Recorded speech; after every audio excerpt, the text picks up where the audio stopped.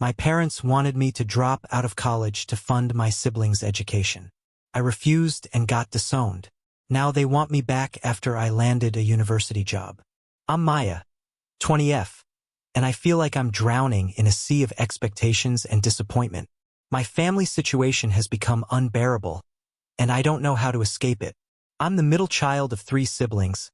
I have an older brother, Reggie, 24M, and a younger sister, Katie, 16F.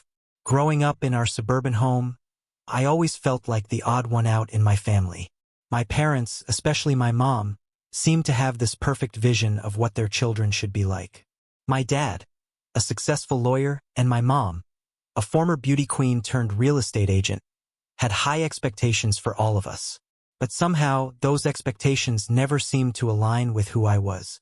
Reggie was the golden child, smart, athletic, and charismatic. He excelled in school, was the star of the football team, and could charm anyone he met. I remember when he was 10, he won the school spelling bee, and our parents threw this massive party. They invited the whole neighborhood, hired a magician, and even got a custom cake made. It was like a mini carnival in our backyard. I was 6 at the time, and I remember feeling so proud of my big brother, but also a little sad that I've never seen my parents that happy before. Katie, being the baby of the family, was doted on and treated like a, and suddenly, it felt like all the attention shifted. My mom would spend hours dressing her up in frilly outfits, taking pictures and showing her off to anyone who would look. As Katie grew older, she became this perfect little mini-me of our mom, bubbly, outgoing, and effortlessly pretty. And then there was me, stuck in the middle, never quite living up to anyone's expectations. I was the quiet one, more interested in books and art than sports or socializing. I tried to fit in, I really did. When I was 7, I begged my parents to let me join the local soccer team because Reggie was so good at sports. They agreed, probably hoping this would be my chance to shine. But I was terrible at it. I couldn't kick the ball straight. I was always the last one picked for teams, and I'd come home covered in mud and bruises. After a few months, my mom told me it was okay to quit, but I could see the disappointment in her eyes. I first noticed the real difference in treatment when I was around 8 years old. It was my birthday, and I had been begging for a bike for months. I'd even made a scrapbook of different bike models, circling my favorites and leaving it conspicuously around the house. When the day finally came, I was so excited to open my presents. But instead of a bike, I got a set of encyclopedias. My mom said it would help me improve my grades, which had been slipping. I'd gotten a B in math. Meanwhile, Reggie got a new gaming console for his birthday that year, and Katie got a pony ride party for hers. As I grew older, the disparities became more apparent.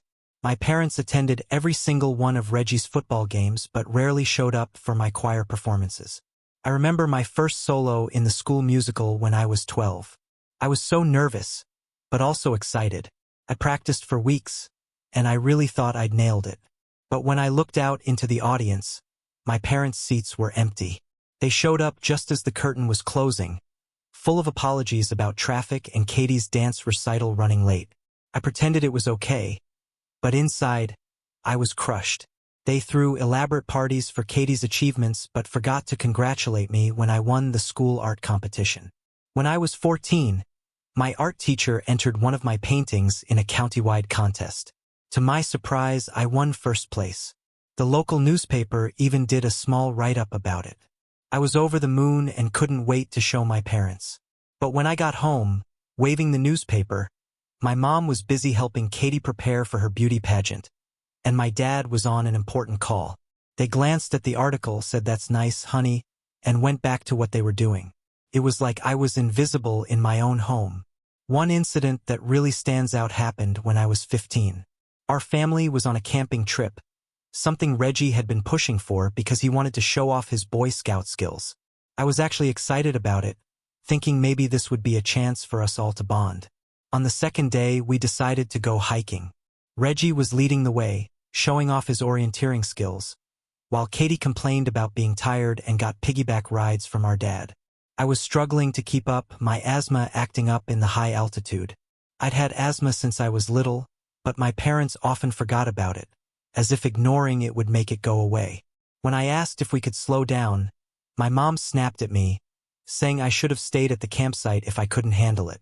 I tried to explain that I was having trouble breathing, but she just rolled her eyes and said I was being dramatic. A few minutes later, I ended up having a full-blown asthma attack. I couldn't breathe. I was wheezing and gasping for air. Reggie was the one who finally noticed and ran back to help me use my inhaler. And instead of concern from my parents, all I got were annoyed looks and comments about how I ruined the hike for everyone. The favoritism affected every aspect of my life. When it came to college applications, my parents spared no expense for Reggie's Ivy League aspirations. They hired tutors, paid for expensive SAT prep courses, and even took him on college tours across the country. I remember sitting at the kitchen table, surrounded by brochures from all these prestigious universities, listening to my parents and Reggie discuss application strategies and essay topics. When I tried to join the conversation, asking about where I might apply, my dad offhandedly said, "Oh, we'll figure something out for you later." That something turned out to be a community college brochure they handed me a few months later, saying it was more realistic given my grades. I was devastated. It's not that I had my heart set on an Ivy League school, but I had hoped they'd at least consider other options for me. I'd worked hard to bring my grades up, thinking maybe that would finally make them proud. But it seemed like nothing I did was ever good enough. I tried so hard to gain their approval. I joined every club I could think of, debate team, environmental club, even the math league, even though numbers were never my strong suit. I took advanced classes, pushing myself to the point of exhaustion. I even started volunteering at the local animal shelter, thinking maybe if I showed initiative and compassion, they'd see my worth. But nothing seemed to be good enough. If I got an A, they'd ask why it wasn't an A+. If I won second place in a competition, they'd wonder why I couldn't be first like Reggie always was. Once, after a particularly grueling debate competition where I placed third, my mom's first words were, "Well, I guess public speaking isn't your thing. Maybe you should focus on something else." The constant comparisons and lack of support took a toll on my mental health. I developed anxiety and struggled with self-esteem issues. There were days when I couldn't get out of bed, overwhelmed by the feeling that I'd never be good enough. I started having panic attacks before tests or performances, convinced that I was going to fail and disappoint everyone again. But whenever I tried to talk to my parents about how I was feeling, they'd dismiss it as teenage drama or tell me to toughen up. I remember one particularly bad day when I broke down crying at the dinner table. I tried to explain how I was feeling, the pressure, the anxiety, the constant feeling of inadequacy. My dad just looked uncomfortable and muttered something about hormones, while my mom suggested I try yoga or a new diet, as if that would magically fix everything. Now, as I'm about to start my second year of college at a state university, not the community college they wanted, my parents have dropped a bombshell on me. They're planning to sell our house to fund Reggie's law school tuition and Katie's future college fund. The kicker? They expect me to drop out and get a job to contribute to the family finances. When they told me this, we were sitting in our living room. The same living room where Reggie's trophies and Katie's pageant crowns sit proudly on display, while my art competition certificates are shoved in a drawer somewhere. My mom was going on about how exciting it was that Reggie got into such a prestigious law school, and how Katie was showing so much promise in her advanced placement classes. Then, almost as an afterthought, they dropped their expectation on me. "Maya," my dad said, in that tone he uses when he's trying to sound reasonable, "we've been thinking about your future. College doesn't seem to be working out for you, and we need to be practical. We think it's best if you take a break from school and start working full-time. You can contribute to the household expenses and save up for your own education later if you still want to pursue it." I sat there stunned. It was like they had planned out everyone's future but mine. Like my dreams and aspirations didn't matter at all. When I tried to protest, to explain that I was doing well in my classes and had plans for my future, they brushed it off. My mom even had the audacity to say, "Honey, we're just being realistic. Not everyone is cut out for higher education. There's no shame in honest work." I'm torn between my desire to stand up for myself and the fear of losing my family completely. Part of me wants to tell them off and walk away, to finally stand up for myself and my right to have a future of my own choosing. But another part is scared of being alone. I've never really had the chance to build a support system outside my family because I was always trying so hard to please them. I don't know what to do. Should I give in to their demands and sacrifice my education? Should I stand my ground and risk being cut off? How do I start prioritizing my own happiness and future when I've spent my whole life trying to meet impossible expectations? I feel like I'm standing at a crossroads, and whatever decision I make will shape the rest of my life. On one hand, the thought of dropping out of college and giving up on my dreams makes me feel physically ill. I've worked so hard to get where I am, and I finally feel like I'm finding my path. But on the other hand, the idea of being completely on my own with no family support is terrifying. I keep thinking about all the little moments over the years, the missed performances, the forgotten achievements, the constant comparisons, and I wonder if this is just the final straw. Maybe this is the push I need to finally break free and live life on my own terms. But then I remember family dinners, holiday gatherings, and those rare moments when everything felt okay, and I wonder if I'm overreacting. Am I throwing away my family overheard feelings? I guess what I'm really asking is, how do you know when it's time to put yourself first? How do you find the strength to stand up for yourself when you've spent your whole life trying to please others? Any advice would be appreciated because right now, I feel lost and alone, caught between the family I've always known and the person I want to become. Update 1. It's been a month since my last post, and a lot has happened. First, I want to thank everyone for their supportive comments and advice. Your words gave me the courage to stand up for myself, even though it was one of the hardest things I've ever done. The day after I posted, I decided to confront my parents about their expectation for me to drop out of college. I spent hours preparing what I wanted to say, writing and rewriting my thoughts, until I felt I could express myself clearly without letting emotions take over. I even practiced in front of the mirror, trying to project a confidence I didn't really feel. That evening, I took a deep breath and called a family meeting. We gathered in the living room, the same room where so many of my disappointments had played out over the years. My parents looked confused, Reggie seemed bored, and Katie was glued to her phone as usual. I stood in front of them, my hands shaking slightly, and started to speak. I told them how their favoritism had affected me over the years. I brought up specific incidents, the missed performances, the forgotten achievements, the constant comparisons. I explained how their lack of support had impacted my self-esteem and mental health. Finally, I told them how unfair and hurtful it was to expect me to sacrifice my education while supporting my siblings' futures. To say it didn't go well would be an understatement. My mom burst into tears almost immediately, accusing me of being ungrateful and selfish. After everything we've done for you, she sobbed. How can you say such horrible things? My dad's face turned red with anger.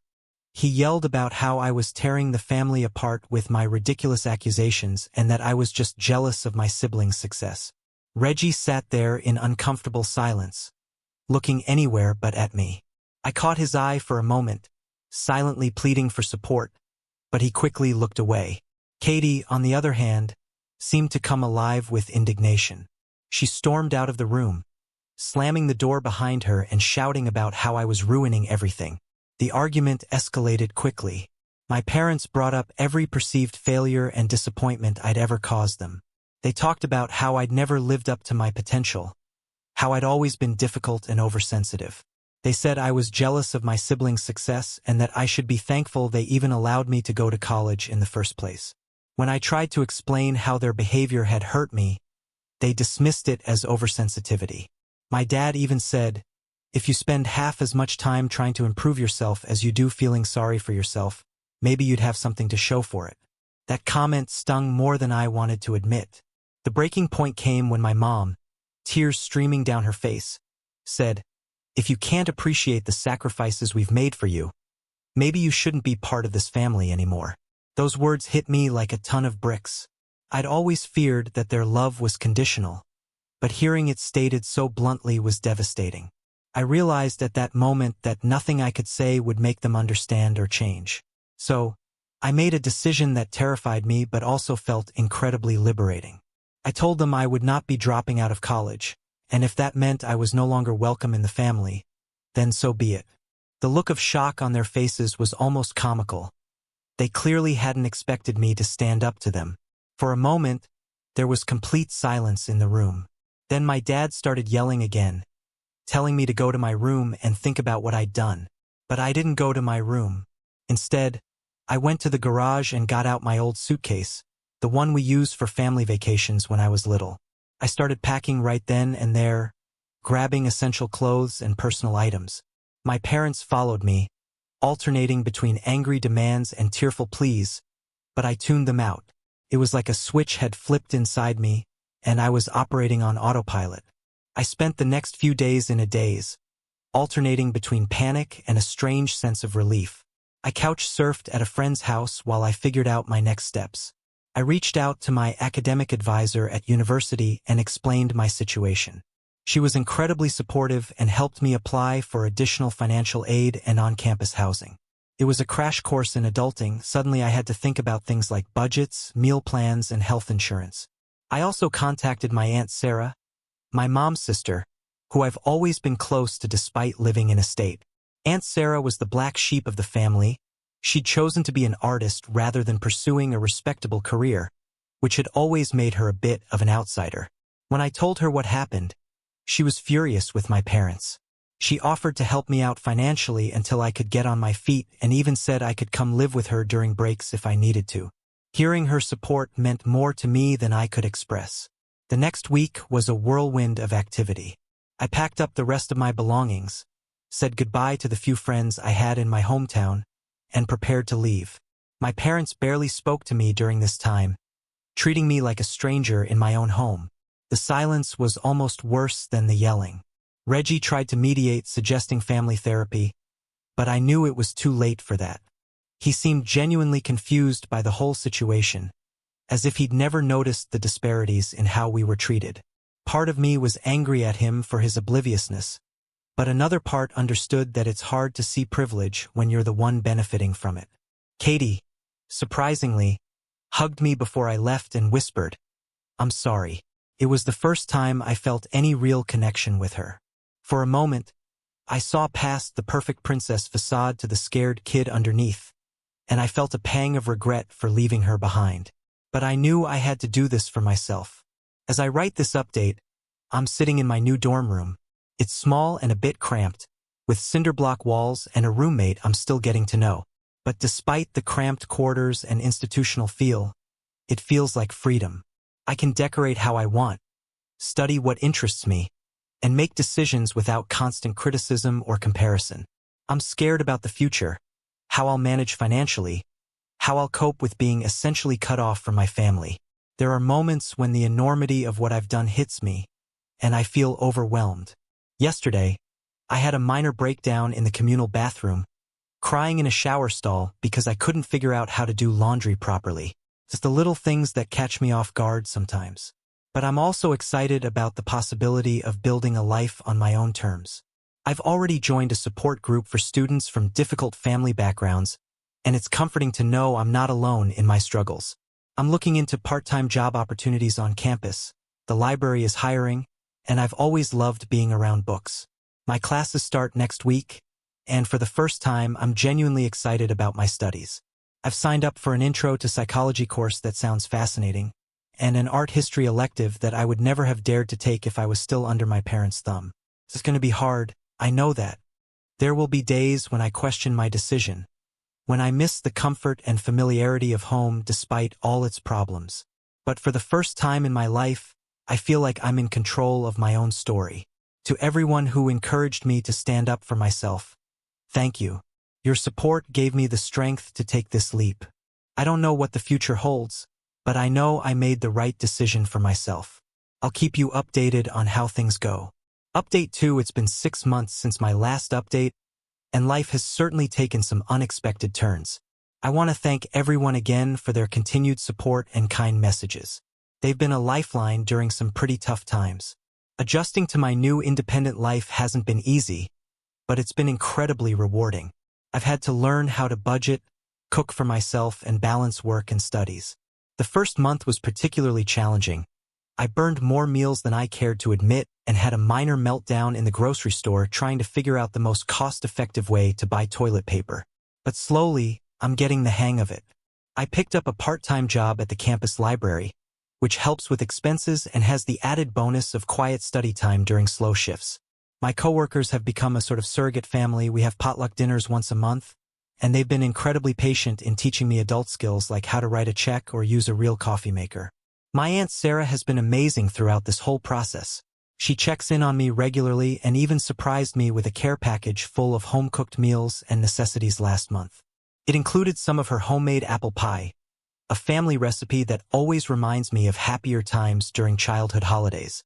It made me cry, but in a good way. Now, for the unexpected part. About 2 months ago, I received a message from Reggie.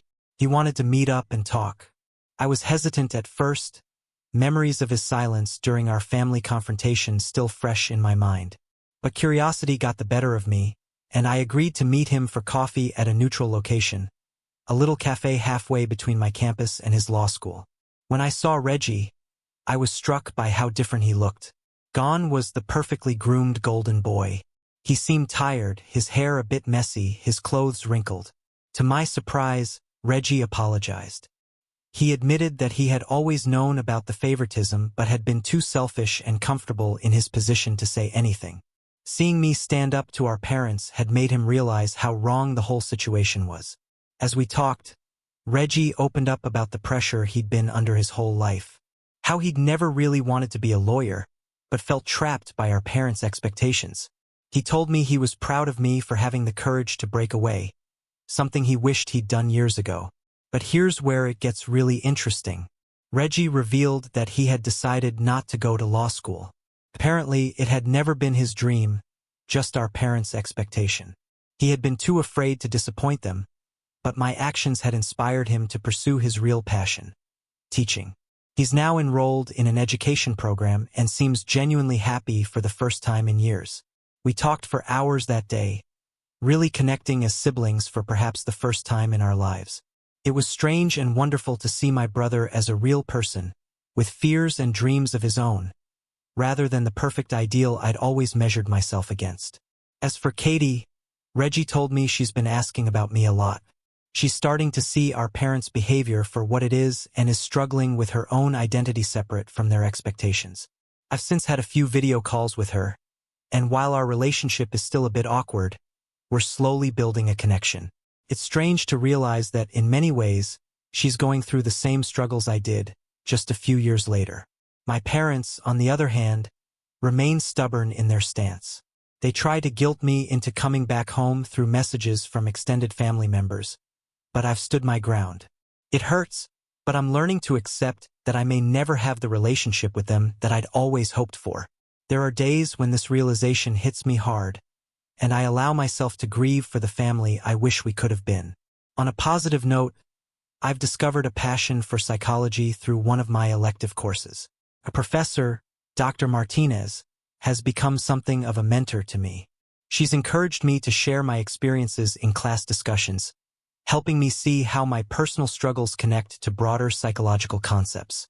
I'm considering changing my nature, as I've realized I want to help other people who have gone through similar family struggles.